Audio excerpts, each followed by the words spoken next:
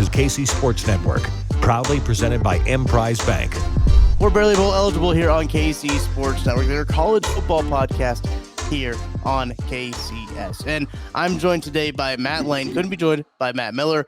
Eventually, one of these times, Matt, we're going to get both of you guys in the same room at the same time.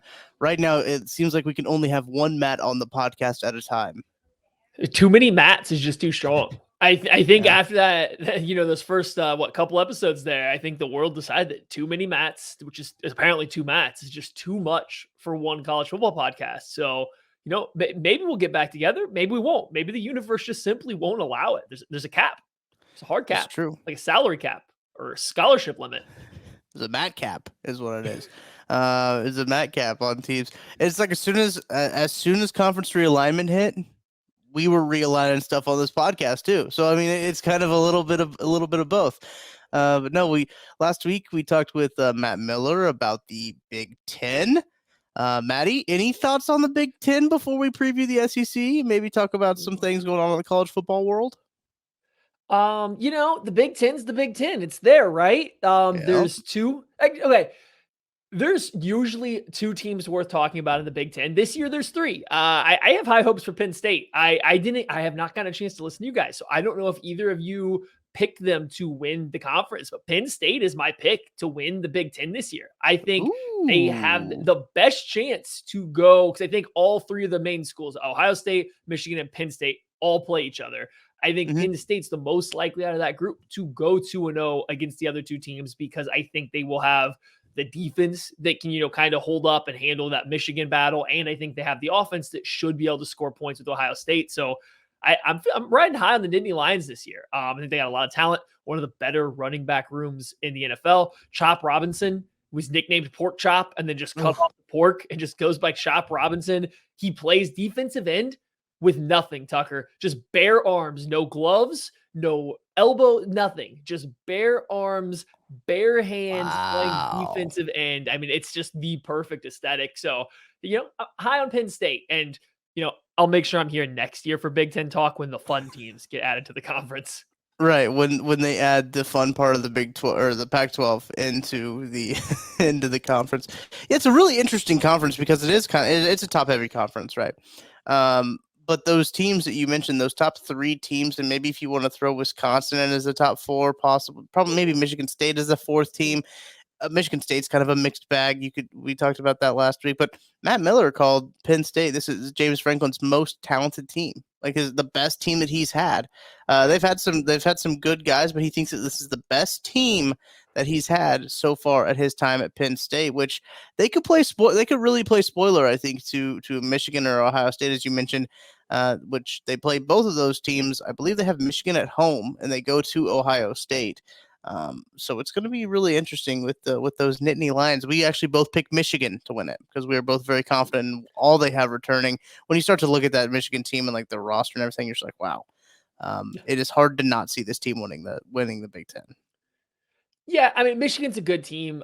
They should be the favorites, I think, right? Like they absolutely should be the favorites to win it, to win the Big Ten, to win the conference. Quality football team. I actually think JJ McCarthy's a little bit better than he's gotten credit for. And I think he'll take a big jump this year. So yeah, I could definitely see them doing it. I'm going to ride with the Nittany Lions this year. This might be a year where Ohio State takes a small step back. Like, I don't think it would be shocking if they don't, finish in the top, two. I understand, the way that conference is split, all the talents on one side, but, they might finish third on their side. I'm glad you mentioned Wisconsin. I love Luke Fickell. I think he's going to get the Badgers rolling again sooner rather than later. I don't know if it'll be this year, just that adjustment going from Wisconsin football to a Phil Longo offense, spreading it out and all that stuff is going to be shocking, but I'm here for it. Because like I said, I think if there's a coach that gets it'll be Fickell. So if that NIL wallet starts to open up, I think they have a bright future. Just this year, there could be a little bit of an adjustment period. So per usual, the what is that? Is that the West? The Big Ten West just kind of doesn't have a whole lot to offer. No, it doesn't. It'll have a lot more in 2024. But Maddie, I think I sent you the tweet where Cincinnati football looks like tweeted out a Wisconsin. A tweet clearly meant for the Wisconsin social account. Luke just brought over his social media guy. It's probably like his nephew, and he just had auto login set to Cincinnati's account. And just, it was early when he put that one in. It was early. It was very funny. It took me a while to like realize what was happening with that tweet when someone screenshotted it and there's like, oh, how does this happen? I was like looking at it, I was like, okay. And I was like, oh, okay, I see what's going on here.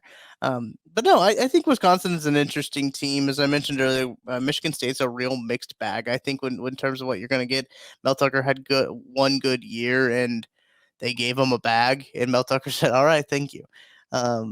But I think Michigan State's interesting when you talk about it all. But yeah, lots going on in the Big Ten. Matt, do you think that the Big Ten killed the Pac-12? No, I think the Pac-12 killed the Pac-12 by not being on top, by thinking that they belonged in the same breath as the Big Ten and the SEC, and then trying to treat the negotiations for their TV contracts that way. I think they saw what the ACC did, and they were like, hey, we want to get paid kind of like that, but we don't want to lock in for 10 years, and they just didn't have the leverage. They drug their feet. The Big 12 swoops in, takes their deal from them, and they were just kind of left on the outside. And the way that they just drug it along, the Big Ten just said, look, hey, there's some openings over here. Let's go ahead and jump on it. So no, it's not the Big Ten's fault. It's the Pac-12's fault all on their own. I think the Big Ten did a great job capitalizing on that. Absolutely. And we're talking about, we're rounding out our college football conference preview series with two very big conferences, right? The Big Ten was last week. This week we're talking SEC. And it's hard to talk about SEC without mentioning the prestige that they've had and the dominance they've had in the college football playoff, the representation that they've had in the college football playoff as well. Very successful conference so far. But Maddie, what are your impressions of the SEC this season? Well, the SEC is the football conference that matters in college football. The SEC is where real football is played. I had to get my SEC apparel out for this. I get accused of being a Kansas Jayhawk fan because I make a lot of Missouri football jokes. Listen, this hat right here is older than Tucker, most likely. I've been a Missouri fan for a long time. Not so much anymore. But no, I love SEC football. I think there's one conference that stands above the rest. And I know people, when they go look at like neutral site games, they go start looking at bowl games. The SEC's record doesn't always showcase and say they're better. But the thing about that is their like 8th best team ends up playing every other conference's 4th best team, like every single time. I think that's how it shakes out. So, SEC football is just different. I'm not quite an SEC country. I technically am in ACC territory, but just you can tell being down closer to the South that it means a little bit more to people around here when their football teams are good and stuff like that. And I think that carries over to the success that the conference has. So, like, if you're going to watch one conference play football every year, it should be the SEC. Yeah, it's appointment viewing, and they do that. I love how the SEC does this. I think it's probably with their TV deal that they have like the afternoon primetime game, like that 2:30 kickoff. That's like a really good game that you get before like the primetime games. I love it how the SEC does that as well. But there's a lot of interesting storylines with the SEC, mainly talking about, Georgia coming to back-to-back national championships. Can they keep that momentum going in to this year, which they've got a quarterback questions. There's a lot of teams in the SEC that have quarterback questions. When you look at guys who were voted as the 2023 preseason media days all SEC team, Jaden Daniels from LSU was the guy who was the first team. The second team guy was KJ Jefferson. And third team, Joe Milton out of Tennessee. Maddie, what are your thoughts on this quarterback class, or the quarterbacks in this conference? I don't think they stack up to a lot of other conferences when we start to talk quarterback to quarterbacks, but they've got a lot of good teams here.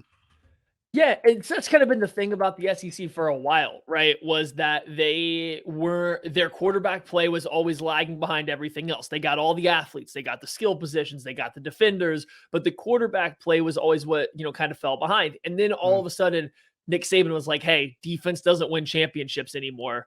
Quarterbacks do. And so Alabama started landing on some quarterbacks and some other teams followed suit. But yeah, like this year is not an up year for the SEC in terms of quarterback play. I think they have some young guys coming through the conference overall, and then obviously getting Oklahoma and Texas coming in the following season. Like you're going to have good young quarterbacks going forward, but this year's definitely a step back. I was kind of surprised that Carson Beck didn't even get it. Like he hasn't played, right? Hasn't played at all. But like if you just want to point to a guy that at the end of the year, Carson Beck is playing for Georgia.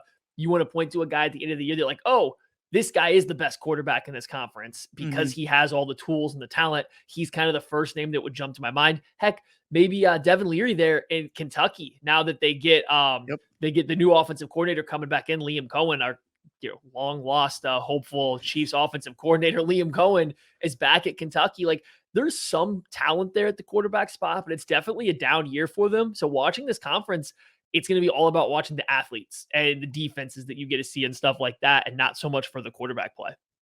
Yeah, absolutely. And two of the biggest teams in this conference, two of the Alabama and Georgia, both have quarterback competitions going on. You mentioned Carson Beck. He's presumed the starter, but Brock Vandegrift is also one of the guys that's in competition for that job. When you talk about Alabama too, Jalen Milroe and Tyler Buckner, who is a transfer. Right now he's listed as their number 2 on Ourlads, coming in from Notre Dame. It's very interesting, especially with Georgia being a team who went to back-to-back national championships. They had the consistency with Stetson Bennett. I know they kind of waffled back and forth between quarterbacks early on in that first national championship year, but Stetson Bennett proved to be the guy. Now they're going to have a new quarterback. They're going to have a new signal caller under center. Do you think that throws Georgia off all that much, Maddie? I think more so than just having a new quarterback, it's changing of, offensive coordinators, right? Todd Monken's off to the Baltimore Ravens now. And so like, what's that look like now without Monken and without that stability at the quarterback spot? Like, thankfully the quarterbacks they do have kind of been around. So not only are they somewhat familiar with the way the team works, but they've been there since, they're getting everything off the ground with this new offensive system. So what does that end up looking like? How does that play out? The thing that Georgia has going for them right now, and this is what Alabama used to have, and it slipped the last couple of years. If all else fails, they have stud offensive linemen that are bigger and stronger and faster than just about anybody else. They can just run the ball. They can just run it over and over again and get up and down the field and get out of any game they need to with struggling quarterback play. That's something that kind of Alabama has lost. And that's why I think most people have Georgia as like clearly a favorite over a team like Alabama is you don't have that safety net with Alabama. They haven't been that same physical dominant running team lately. And it's because the quarterback play had been improved. This year, they're back to the 2014 Alabama Crimson Tide, and you just don't know if you have that safety net to fall back on. So I feel a lot more confident about Georgia than I do Alabama, despite being in similar positions with the quarterback room. Absolutely. When I was just thinking about the AP rankings just came out. We just had our first AP poll the other day, and I think that my first reaction was like Alabama's number 4 in it, and that you don't usually see Alabama that low a little bit. But first, it's Georgia, Michigan, Ohio State, Alabama. Those are your top 4, with LSU, USC, Penn State, Florida State, Clemson, and Washington rounding out the top 10. Maddie, thoughts on Alabama being at number 4? Do you think that's a little bit low for Saban's team? I want to give Nick Saban the benefit of the doubt. I really do. Cause like, I don't want to have, I don't want to be the guy questioning Nick Saban in Alabama. Right. Yeah. But when I look at this team, I think I just said it. I have questions about the quarterback play. I think the offensive line will be good. I think the running game will be good, but will it be great? And that's what they always had before. Alabama under Nick Saban has either had a great, elite defense and running game or had an elite offensive passing attack. I don't know if they're going to have that this year. I don't feel comfortable saying it. So like, no, I don't think 4 is unfair at all. I think you've kind of seen their hold on the number 1 spot in all of college football slipping the last few years. Like, probably beat Georgia if either of their top wide receivers stay healthy 2 years ago, right? Like they probably do look a little better there, but they have since lost the quarterback that made that go. They've lost those offensive weapons.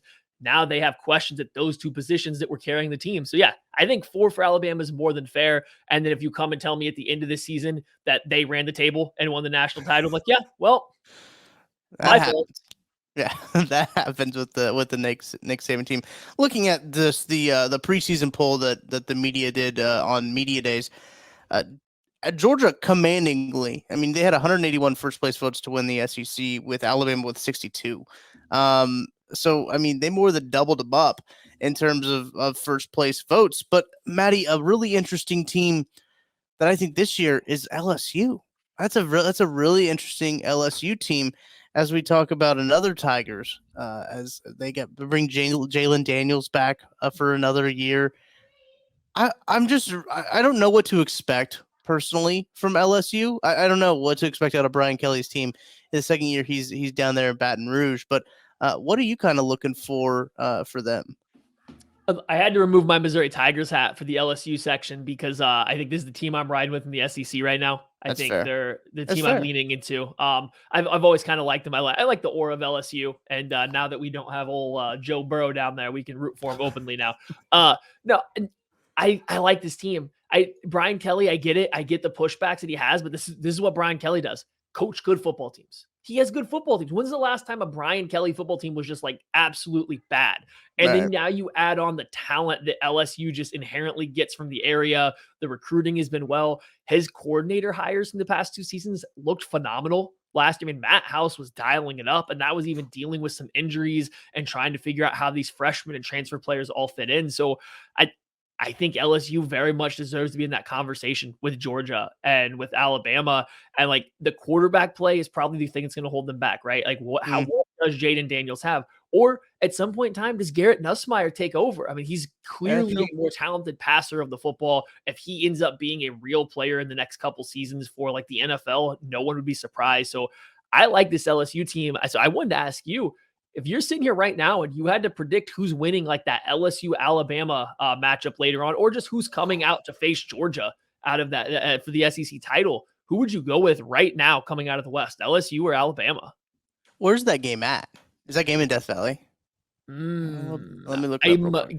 Yeah, I don't know. Where did they play last year? It's probably the opposite. It's in Alabama, so it's in Tuscaloosa. Yeah. Ooh, so a part of me wants to. I know, Maddie, we have this conversation a lot when it comes to picking games. It's like coaching and quarterback, right? Like those are like the two things that are kind of the big thing when it comes to choosing between college programs when you're making these picks. Alabama has the coaching. Like, I mean, I think Brian Kelly's a good coach. He's not Nick Saban. It's going to be hard for anyone to have a coaching advantage against Nick Saban in Alabama. Now, the one pushback coordinate. Do you add coordinators into coaching? Because I think it's fair. Coordinator edge to LSU. I mean, I would still say the coaching advantage goes to Bama because of Nick Saban. Just like if you start sprinkling the coordinator side, like Alabama's coordinators aren't near settled. So anyway, sorry, you can continue. Absolutely, they got. I mean, didn't Bill O'Brien leave Alabama last year? I mean, so they're dealing with a new offensive coordinator. You talk about quarterback. I think that nod goes to LSU as well with Jaden Daniels. So it's going to be a toss up. I think I would give it probably to Alabama just based off of pedigree. I don't know if I trust LSU. That's the thing with me is I don't know what it is, but like ever since like that national championship team that the year after they lost to Mizzou in Faurot Field. And I know they had lost a lot of guys, right? That team was like historic in terms of guys drafted off of that team. Like that was one of the most highly drafted NFL teams in college football history. But then after that, it just seemed like that they were a little inconsistent. They got a little bit more consistency towards the end of the year last year, I think. But even last year at the beginning of the season, I didn't necessarily trust what they had going. And I think that like Saban, especially at home in Tuscaloosa, with such a big game, you assume that's probably going to be a night game, if not that 2:30 prime time. I think I'm going to give the nod to Bama. Yeah, I mean, I think it's fair. Like, right? I don't think that that's an unfair thing to say. I get it. Quarterback coaching. I would even say like the next thing down the list is just who simply has the pure best player. And like you go back and forth. Kool-Aid McKinstry, cornerback for Alabama, really good. Dallas Turner, edge rusher, really good. But then you flip it over. Malik Neighbors, wide receiver at LSU, stud. You get Mason Smith, a freshman that was good as a freshman, missed all of last year, but he's coming back. Oh, don't forget Harold Perkins, who like legitimately might be the next Micah Parsons. Like it's even hard to pick out who is the best player between these two teams. Like, yeah, I think that's going to be a fun matchup. I'm excited to see it when they get there. I just hope LSU, who has, again, a bunch of transfers in the secondary, just like last year, can kind of not patchwork it together, but make it work so that they get to that Bama game unscathed, and then we get to see that. 'Cause I don't know if Alabama is really going to take advantage of it, so it might be a good matchup for LSU again, kind of like it was last year. I mean, you mentioned the guys that this LSU team has. If you look at just like the skill position wise, they had a lot of guys on the first team when it comes to Daniels, Neighbors, Will Campbell on the offensive line was a guy who was named to that first team, and they also had a guy on the third team, or Mason Taylor was the second team tight end, and the third team, which like obviously Brock Bowers is going to be the number one tight end, and that makes sense. So, but on the third team, Emory Jones, their other tackle, was also a select. So they got a solid offensive line. You talk about the defensive side of that ball, Makai Wingo, Mason Smith, Harold Perkins. They got a pretty salty front seven as well when it comes to LSU right there. You mentioned the back end, how it's still kind of patchwork with transfers, but their front seven is pretty solid. Yeah, no, it is. And then they brought in a couple transfers, like Omar Spates was like Oregon State's best linebacker. He came in. They brought a defensive end from Texas in that had previously been at Notre Dame. Like they have a lot of players. So like, yeah, I think they're going to be a quality team. Them, Bama, Georgia. I think that's clearly the cream of the crop for the SEC. I think there's a pretty big gap from those two. It's nice to see LSU close that gap and really get in there and look like they can be there for the long term, because it makes it a lot more fun when we're talking about three teams at the top versus just two, kind of like it is with, the Big Ten. It's not that fun when it's just the same two teams every single time. Get that third team in there, and like LSU getting back to that spot. It's nice. It's nice for the sport. It's nice for the conference overall. Let's stay in the SEC West here, because I think that there might be a little bit more interesting storylines in the West than there is the East. Even though there are some interesting ones in the East, but in the West, I want to talk about Texas A&M. And Maddie, if they don't win 10 games this season, is Jimbo Fisher on the hot seat? No, because it's still an asinine amount of money to buy him out. His job security, it's just layered in how much money is in there. I mean, like, I think if they miss a bowl game this year and they're just not good, like maybe you start having that conversation, right? Maybe the people that are funding Texas A&M are like, okay, guys, like their boosters get fed up and want to make a move, but he's just so expensive to get away from. It's like, I don't know how. And I mean, it feels like they're a little desperate. Bringing in Bobby Petrino, like, can it work? Yes. Can it also add?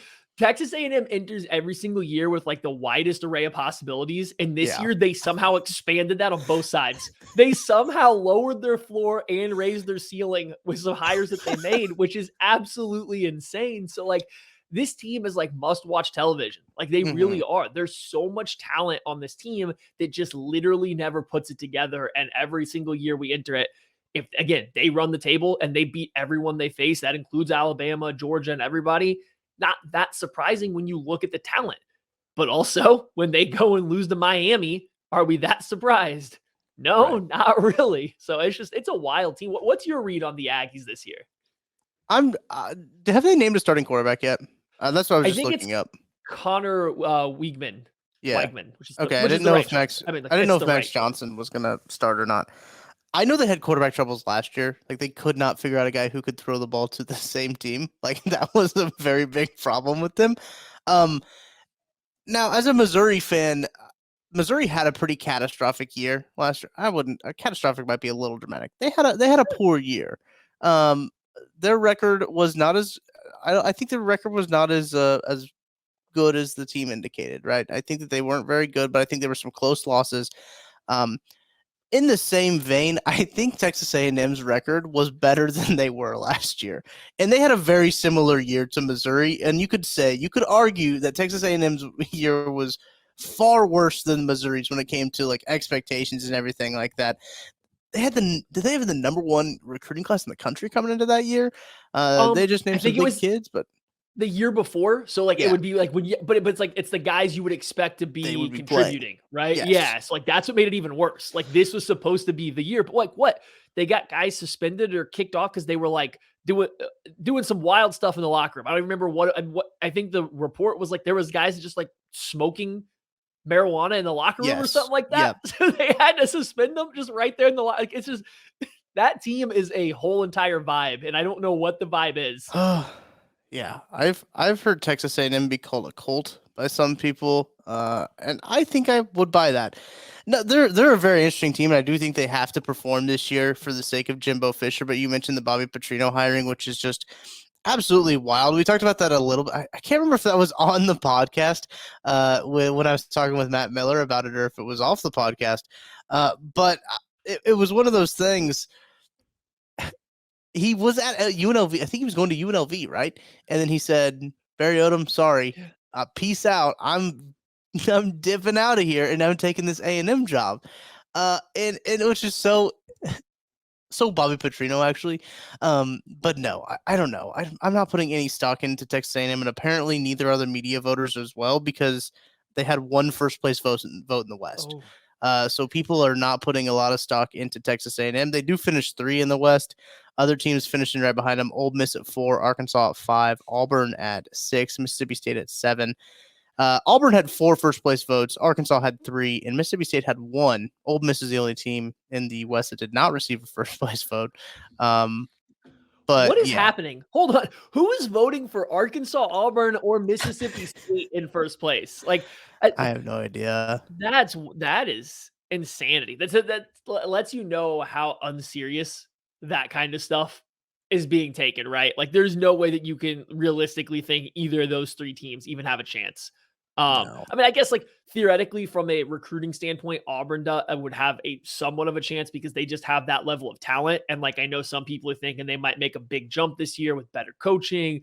Everyone's on the same page. Everything just looks a little bit cleaner. But I mean, like, still, they brought in Peyton Ford from Michigan State, right? Am I right about this? Let me double check that real quick. Yeah, I could be wrong on the. I think it is Michigan State. But yeah, he's coming in to play quarterbacks. Like, that's an improvement. But like, that team has been so far removed from competing for a while now. And like, even when they have competed back with Gus Malzahn, it was a lot of smoke and mirrors and stuff that isn't continuously winning anymore in the SEC. So like, I don't know. I don't know how any of those 3 teams, and you can even include Ole Miss in here, really could have a chance to win. Of those 4 teams, is there any one of them that you're the most excited to watch this year?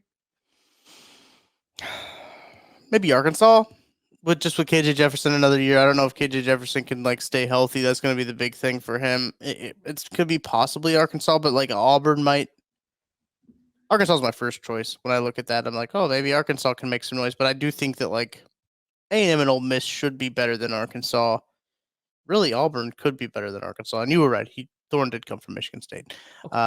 So we're honored for that one. But yeah, I don't know. The West is weird. That's very top heavy. But when you talk about the East, I mean, it's Georgia's division. But then like after that, after Georgia, it's just kind of like figure it out. You could toss all the names in a hat, draw them out. All these teams. The margin of error, I think, is really close. But just to kind of run down here with the voting wise, Georgia had 265 first place votes in terms of winning the East. Tennessee 14, South Carolina 3, Kentucky 1, Vanderbilt had 8. Maddie, unserious voting.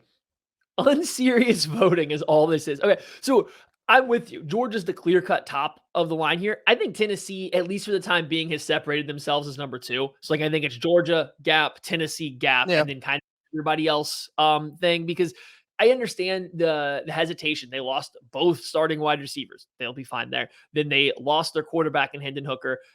Joe Milton won't be as good as Hendon Hooker was for this Tennessee team, but like, he's kind of shown he can play a little bit of football, and you get him honed into that Josh Heupel system, which makes it super easy for any quarterback who can just essentially, do ABC. Like, that's all you have to do as that player is do ABC. Yeah. And I think Milton is competent enough to do that. Is he going to throw accurately? We'll find out.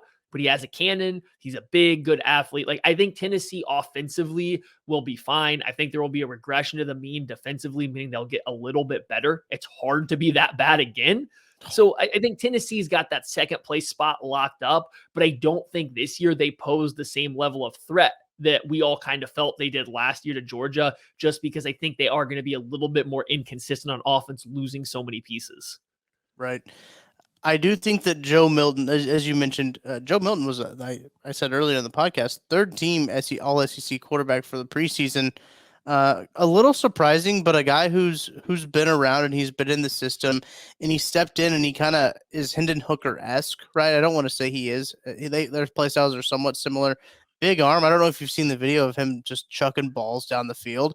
You got a big arm, as you mentioned. Got a cannon. you're going to be all right in that Josh Heupel offense. But a very interesting team Tennessee is. They do lose, obviously, their big name guys that we saw go in the draft. But I do think it is Tennessee firmly number 2 when it comes to just in that East. And then after that, it's really kind of a mess, Maddie, truthfully. When you talk about the SEC East, South Carolina with Spencer Rattler, they could be something. People love Beamer ball. Like, people are very high on them. I don't see it necessarily. Kentucky is an interesting one, as you mentioned, with a transfer quarterback. Florida, just no. Like, let's start with Florida, then we can maybe work our way back. I don't get it with Florida this year, man. Like, the way Billy Napier is going right now doesn't look good to me. And I understand it's a slow build. He's doing things, quote unquote, the right way. They're getting more physical and they're having a good recruiting run this year, right? Like, they started off kind of slow. The Jalen Rashada thing got a little wild for them, but then they rebounded well and they've been recruiting really good. But when they come out of this year with 5 wins, 6 wins, does that stick? Do all those guys stay there? Like, I don't know. I like the idea of Billy Napier, but what I saw last year, the way he utilized Anthony Richardson and kind of like really put the child reins on him and didn't give that team a chance to win some games through the way that he just coached. I don't know. I have some reservations about Billy Napier as a coach. So when I look at the overall talent of this team that's expected to start, and then I couple that with my Billy Napier just uncertainty, I don't see Florida doing much besides competing with, Vanderbilt, Missouri, South Carolina, Kentucky for the bottom. I mean, the absolute bottom of the East here. Yeah. I thought the transfer of Graham Mertz was interesting to Florida. I mean, that's a kind way to put it. Let's get the lowest floor that Anthony Richardson had, but none of the ceiling. Like, wait, why? Like, what does that do? What NFL team will Billy Napier coach when Anthony Richardson becomes a really good quarterback in the NFL? Because that's what happened with Cliff Kingsbury and Patrick Mahomes. I'm just curious. But yeah, no, I mean, Anthony Richardson's a very interesting case because he does have the potential to be a very, very good NFL quarterback. But like at Florida, it was like very hit or miss for him. And I do think that you mentioned it had a lot to do with the coaching, play calling, and everything like that, and the scheme that he was in. I have Trevor Etienne too. I forgot about Trevor. They also have one of the better running back groups just in all of, in SEC, college football, whatever it is. Like, they have a very good, set of running backs there. It's like they'll lean on a good offensive line. They'll lean on the run game. I just don't know if there's enough talent kind of across the board for that Florida team this year to make that big of a push. So like, yeah, I don't know where you see. I think I'm going to go with Kentucky coming up as that 3rd place team. I think that's the direction I'm leaning. I like, not so much that I love Devin Leary. I think his injury history is a little concerning. I don't think he's ever been good as a lot of the hype caught up, but you give him Liam Cohen, you get a bunch of young wide receivers to like kind of come back. So like Barry and Brown, Dane Key were 2 freshmen last year that were Will Levis didn't help. They were all over the place. However, they're back for their 2nd year now with the better offensive coordinator. So they have some youth guys coming back. Tavion Robinson also returned. Like, I think that they might be okay offensively if the offensive line can hold up. That's something they always had was a good offensive line, and it fell off a cliff last year. If they can rebound with those kind of transfers, those young guys getting older, I think we're just due for another 9-10 win Kentucky season that everyone's just like, are they good? We don't know. They win every game 22-19, and we just don't know what happens. But that's kind of what Mark Stoops does. That really is. That's his MO, is winning these games nasty, winning these games close. But they've got a lot of transfers. I'm looking at their depth chart now on our lads. They've got a lot of gold there on the offensive side of the ball, especially on that second string side of it. I don't know if you've seen this, Maddie, but on the offensive line specifically, they've got a ton of transfers. So again, that's them trying to bulk up their offensive line, as we talked about, last week with the Big Ten. And Michigan was able to. They've won the Joe Moore Award 2 years in a row, and then they bulked up their offensive line with transfers again this year after losing 2 pretty good guys off of that offensive line. But that's going to be the big thing for them. You mentioned the injury history of Devin Leary. That's going to be something I keep my eye on with Kentucky, and I think Kentucky will only be as good as Devin Leary is. I think when thinking about the just how the SEC will shake out, Devin Leary is probably going to have to do a lot for this team to win those 10 games. Yeah. And I think it goes back to the offensive line. Can they, because Devin Leary has an injury history, right? And like Right. when any quarterback starts to get hit, it doesn't go well, but like he has a tendency to get a little banged up. So what does that offensive line look like? I think it was back in the 2020 season, Kentucky's offensive line coach passed away in the middle of the year. I think it was a big story coming out for a couple of their draft prospects and stuff. It seems like that kind of set them back a little bit just in terms of that offensive line development, because as a team, they had all these quality offensive linemen going to the NFL, and then it just stopped. And now they're really struggling. So hopefully they got that back on the right path. And if Devin Leary can come out and give us the North Carolina State quarterback of 2 years ago, Devin Leary, this team is a threat to Tennessee, right? They're a threat to Tennessee to finish second in this conference. Kentucky even played Georgia really hard and close last year. I don't think they have the overall talent to beat them, but if Georgia comes in and plays a C- game and you're getting good Devin Leary, they're just feisty enough and physical enough that, hey, maybe they get a little upset. I don't think they'll win the East, but like if everything falls right, I could see Kentucky being a very surprisingly good, not good, but just like productive or efficient team this year. Let's talk about South Carolina now. Are you Oh buying boy. the hype around Spencer Rattler, the refined Spencer Rattler and the Beamer ball? They seemingly have a lot of hype for not doing really anything and losing to Missouri last year. I'm not buying it because they lost so many players to the transfer portal for a team that is apparently has high vibes. I don't quite understand how a team that everybody has nothing but positive things to say. They lost a lot of guys in the transfer, guys that played. They lost like a couple of their receiving options, a tight end. Like, yeah, they still have Spencer Rattler, who might be solid, and they have Antoine Wells that came back. Like, there's two guys that gives you a safety net of familiarity, but like, I don't know. When a team that's built kind of around having a good vibe and good feel, and everybody loves Shane Beamer, is losing these guys, I'm a little concerned about what that leads to. I don't think they'll be bad. I just don't know if I'm buying in that they are going to be anything more than what they've kind of been, which is flirting around a 500 team. They might surprise you and beat one team when Spencer Rattler catches fire. He's going to lose them a game that they shouldn't lose. Like, I kind of need to see it for them before I start believing it. I'm right there with you. I 100% agree. But you're right. They did lose a lot of guys, and South Carolina is a very interesting team. People are. I think Beamer ball might be a cult. I'm saying it here. I don't know. I don't see it. They lost to Missouri. Can we talk about Missouri for a little bit, Matt? Because I've been holding back on this whole podcast to talk about the Missouri Tigers. Throw the hat back on. Mizzou Matt is back. Let's talk about the Tigers because they had some guys last year that could have came out on the defensive side of the ball that didn't. They chose to come back. And it seems like they've got a lot of momentum on the defensive side of the ball when it comes to recruiting, when it comes to just the season in general. What are your thoughts on the Tigers for this year? I think Missouri should be. Man, see, this is hard.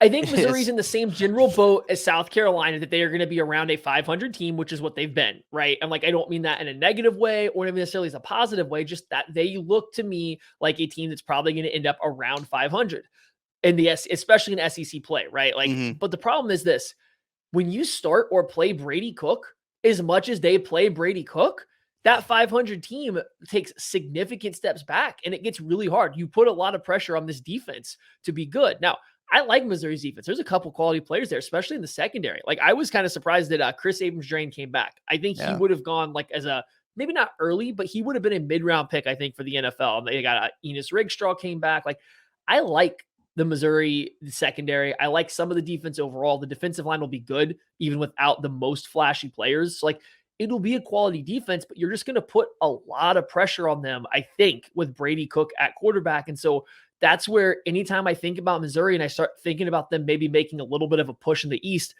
it comes back and I'm like, I can't trust Brady Cook. I just can't do it. That's been the Missouri's Achilles heel ever since Drew Lock has been quarterback. Drew Lock was a good college quarterback. I think that you would agree with that. But that's the problem that they've had, is they haven't been able to find that guy at quarterback. They bring in Eli Drinkwitz because he's been a guy who has had some pretty decent quarterbacks in the places he's gone. But he hasn't found that yet at Missouri. Recruited Sam Horn. Obviously, Jake Garcia transfers in from Miami. Brady Cook was already there. Brady Cook, a guy from St. Louis, from the state of Missouri, always wanted to be a Missouri Tiger. is the quarterback from Missouri. He played with a torn labrum all year last year, which apparently hurt it in the Kansas State game. Still played the rest of the year. He had surgery on the offseason. But then, Sam Horn Maddie, couldn't get on the field then? exactly. Is that the concern that Brady Cook had to play with a torn labrum because Sam Horn wasn't ready? All signs appear that it seemingly is still Brady Cook's job from what I hear out of Columbia. I don't know necessarily how I feel. So I think there's two ways you can take that, right, Matt? I think you can say, okay, Brady Cook must be feeling better after his labrum surgery, and he's in the right spot. I know the wide receivers do love Brady Cook too. Like, weirdly enough, Dominic Lovett. not Missouri's best wide receiver this year is playing for Georgia, but sorry, yeah, it's okay, it's all right. I took a shot myself because I enjoy pain apparently, but anyway, Luther Burden's come out and said that he supports Brady Cook. I think all the other wide receivers have come out and said they support Brady Cook. If you make that choice for morale, I get it, I understand. Let's re-engineer this offense. Kirby Moore is brought in now as the offensive coordinator instead of Eli Drinkwitz trying to call plays here, so I think that could help. Let's do some quick passes. Let's get the ball in the hands of these dynamic wide receivers, the talented wide receiver room that they have. And let's not try to make Brady Cook make decisions like he has in the past. Well, and yeah, I think that'll help. And like, that's the big thing is I think that if you just get quality quarterback play out of this Missouri team, I think they're clearly like, they're looking up, right? Like you're not asking for a stud quarterback. Like I get it. You don't need Drew Lock though, for this Missouri team, I think to be better than what they have been. You just need somebody that's not going to make painstaking mistakes and just consistently expect them and be proven right. That's been Brady Cook though. Right. So like, I got to see what they're going to do with that. Is Brady Cook, maybe it was, I mean, the torn labrum didn't start the season. Like it happened early on, but it wasn't there for the whole year. And I don't know if we ever really got a glimpse to think much more. Maybe he's taking a step though, right? Maybe he's developing, he's taking a step, he's healthy, it's ready to go. And he's going to be a middle of the pack SEC quarterback. And therefore this team maybe can make a little bit of a push for Tennessee, make a push to really get into a, better, good bowl game because of what they do. Or maybe Sam Horn or Jake Garcia or somebody steps up and takes that job early in the season and they get to make that push. It's similar to the conversation that we've had about some other teams here. It's like eventually though, this quarterback is just going to cap the team at what their ultimate kind of top end spot's going to be. And for Missouri, without a dominant, it could be a good defense, but it won't be a dominant defense. It won't be a dominant run game without that. And having inconsistent quarterback play with a middling ceiling, it's kind of hard to get anywhere close to double-digit wins or 8-9 wins in their current shoes. They need that quarterback play to get better is the bottom line. Eli Drinkwitz in his 3 years with the Missouri Tigers, 5-5. That was in the COVID 2020 season. Yep. They did make the bowl game because there was only 10 games. They did make the Music City Bowl. That bowl game did not happen because of COVID. 6-7.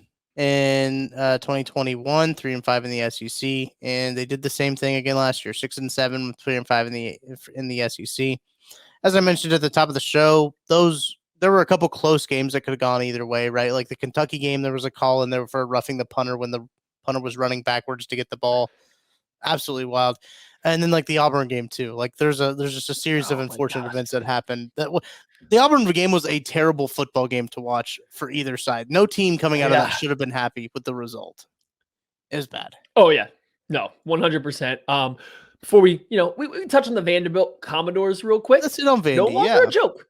No longer a joke, right? Like I don't think they're a great team. They're clearly the favorites to finish last in the East, but they're not a joke team. They got some SEC wins last year. They beat Florida, right? It's like they got some SEC wins.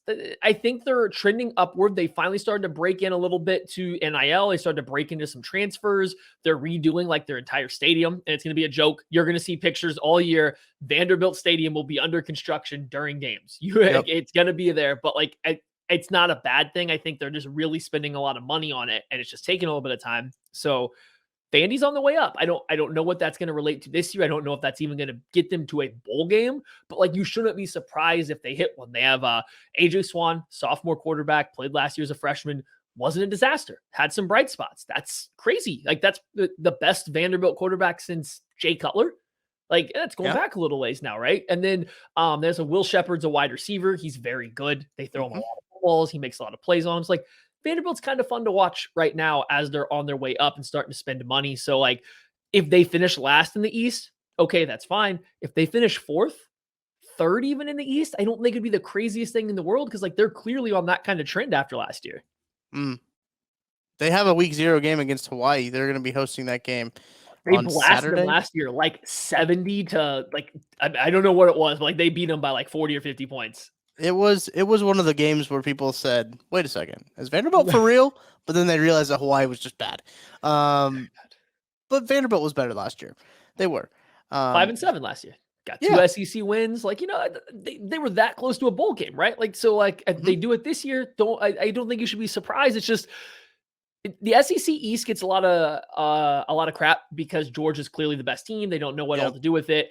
It's still like pretty deep though, right? Like you slap Vanderbilt in just about any other conference, like they're not going to be a 2-win team in that conference. They'll be favorites in games and it won't always just be upsets.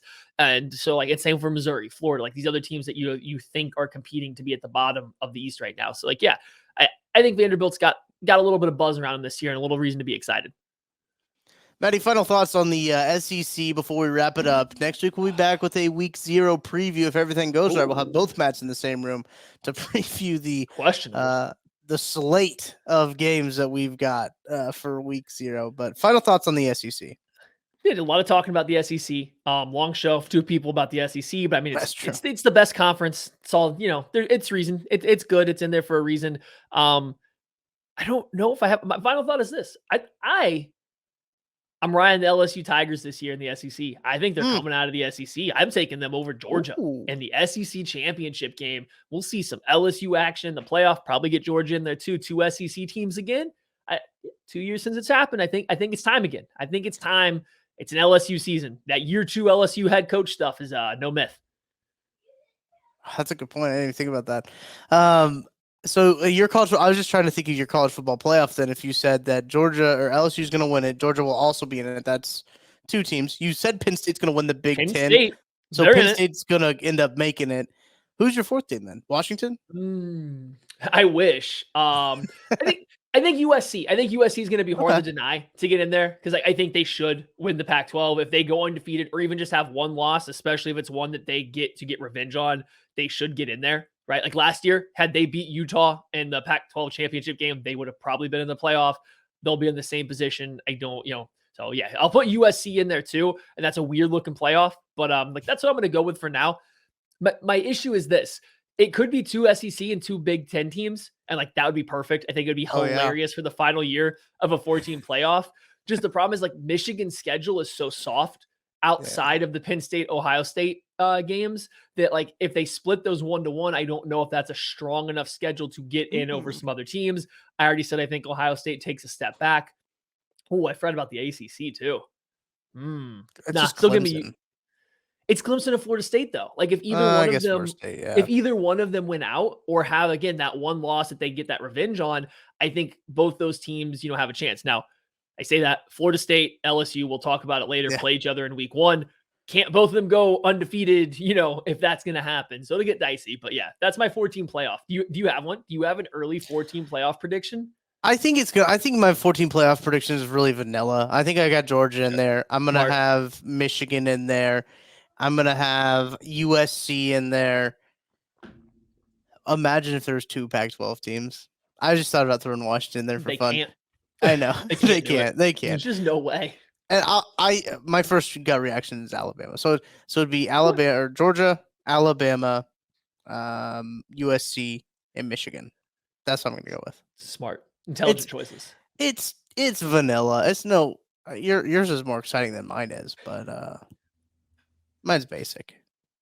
Whatever. Yeah, I think it's 2 teams that haven't been in the playoffs before with Penn State and USC too. They have not been in the 14 playoff. Oh yeah, no, that's true.